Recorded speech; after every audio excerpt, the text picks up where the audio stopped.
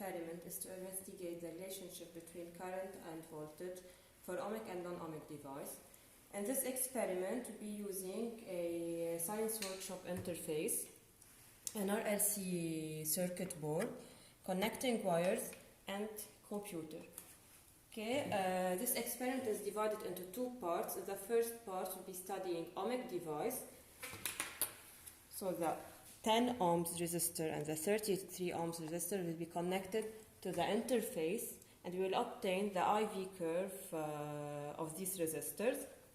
Then in part 2, we'll study the relationship between the current and the voltage for a bulb. So let's start with part 1. The 10 ohm resistor is connected to the interface. Okay, here it's the positive output and the ground output. So the 10 ohms is connected directly to the interface. We enter to ohmic device. The signal used is a sine wave. The frequency is 50 Hertz. The amplitude of the voltage is 2.5 volts. We need to make sure that the generator is on. Then we press on start. The program starts recording the voltage versus the current of this resistor. On the horizontal axis we have the current, the vertical axis we have the voltage. Okay, press on stop. Using the smart tool X and Y, we obtain the X and Y coordinates. So the X coordinates represents the current through this resistor, and the Y coordinate, or the vertical axis, represents the voltage across this resistor. So we need to record 5 values to fill this table. To calculate using Ohm's law, V equals Ri, so R equals V over I. So we'll be doing Y over X to obtain the experimental value of R. So the first value is 0.122 amperes and 1.18. We'll be using 3 significant figures. The unit is in amperes, okay, and for the voltage it's in volt.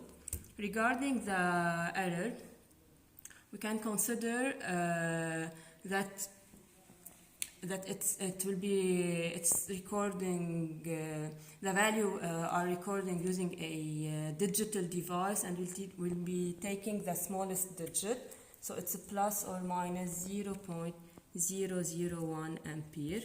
And here it's plus 0.001 volts. So we need to take the fourth number. Okay, we repeat the same procedure and we record 5 sets of X and Y values. We calculate R. Then we calculate the average value of R. The average value will be our experimental value. Then we will compare the experimental value, the average, to the nominal one. So the one written on the RLC board, circuit board. We repeat the same procedure with the 33 resistor, and then we will connect the 10 ohms and the 33 resistors in series and in parallel.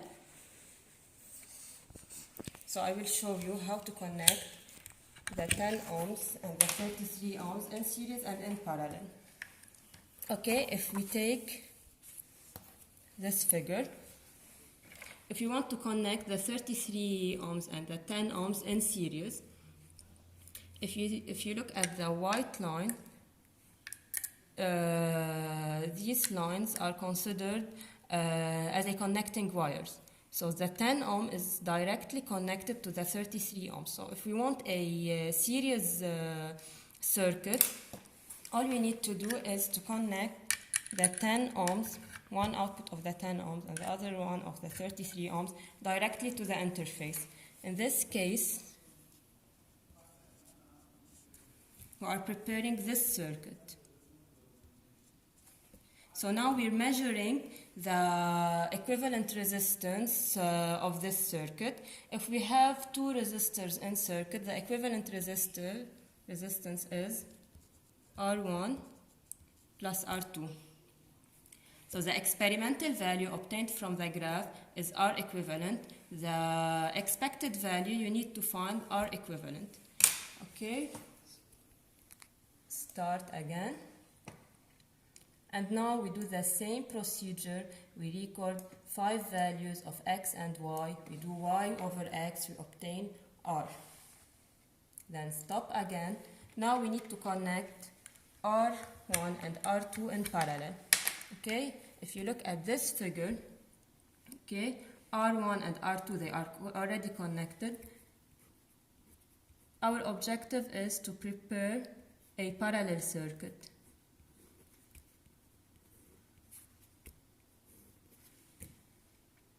So we connect 10 ohms to 33 ohms.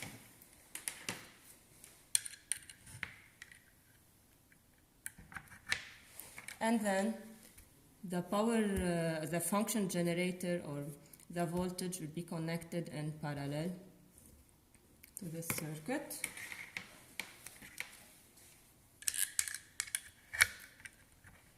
Like this. And now we are measuring R equivalent of a parallel circuit. So 1 over R equivalent, it's 1 over R1 plus 1 over R2. Okay, so you need to calculate the R equivalent for a parallel circuit also and compare the value to the obtained value from the graph. Again, start. We record 5 values. We do y over x to obtain R equivalent.